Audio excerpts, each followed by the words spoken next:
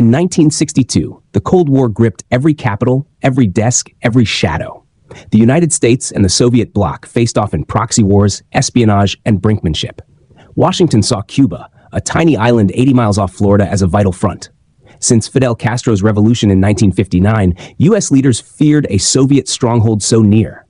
They had tried covert war, sabotage, subversion, assassination plots. Yet a darker idea emerged, one that would turn the state's weapons inward. That idea carried the code name Operation Northwoods. It was a blueprint for deception so audacious it reads like fiction. The U.S. military would stage terrorist acts on its own soil and blame Cuba. The document proposing it was titled Justification for U.S. Military Intervention in Cuba. On March 13, 1962, the Joint Chiefs of Staff presented it to Secretary of Defense Robert McNamara. It was top secret, weighed in at 15 pages. From behind closed doors, the generals sketched a disturbing scenario. They proposed bombings, kidnappings, hijackings, all to manufacture a casus belli. They would sink a ship of Cuban refugees at sea, real or simulated, and attribute it to Havana. They would stage riots in Miami, plant phony evidence, create a communist Cuban terror campaign. They even suggested faking the downing of a U.S. civilian airliner over international waters, painted to appear as though attacked by Cuba. In one of the more chilling ideas, the generals proposed hijacking a plane using friendly Cubans in uniform, then blaming the act on Castro's forces. They even contemplated blowing up a U.S. ship in Guantanamo Bay and blaming Cuba, invoking a Remember the Maine moment. Throughout, a consistent aim: inflame public outrage, secure congressional support, justify an invasion.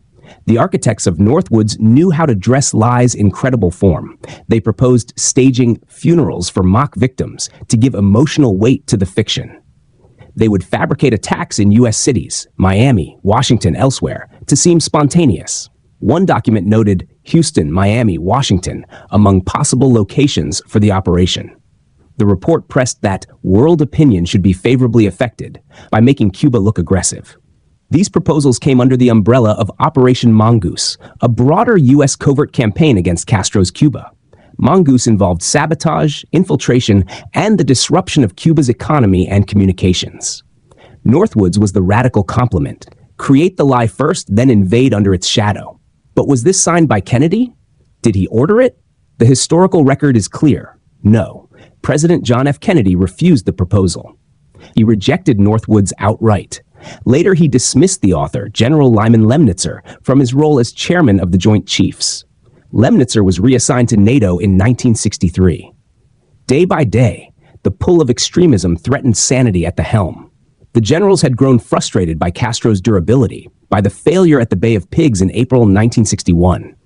That fiasco had humiliated U.S. covert operations, eroded public confidence. Under pressure, Kennedy turned to his brother Robert Kennedy for oversight of anti-Cuban operations. But the generals, led by Lemnitzer, increasingly pushed to control both overt and covert action. In their March 13 memo, they explicitly requested that the Joint Chiefs be given authority over future operations. Whether Kennedy knew every detail, whether he saw the full annex of violent proposals, is unknown. Some historians argue that he may not have seen the most extreme pages. But the core is certain: the civilian leadership declined.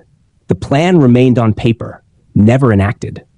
For decades, Operation Northwoods lay hidden behind classification and silence. Only in the late 1990s and early 2000s did it emerge in the public record. In 1997, the John F. Kennedy Assassination Records Review Board declassified approximately 1,500 military pages relevant to U.S.-Cuba policy. Key sections of Northwoods, the annexes describing terrorist proposals, were released online on November 6, 1998, by the National Security Archive and CNN. The full document collection was published on April 30, 2001. Today, the plan stands as one of the darkest reveals of Cold War America, a reminder that power, when unchecked, can contemplate unimaginable betrayal. A lesson that democracy demands oversight, transparency, restraint. The world came dangerously close to a staged war against its own people. Kennedy said no. He grounded the false flags before they flew. There is no evidence Northwoods ever got further. It lives now only in declassified memos, fearful shadows of what might have been. May we guard always against such audacity. May we never forget how close we came to being deceived.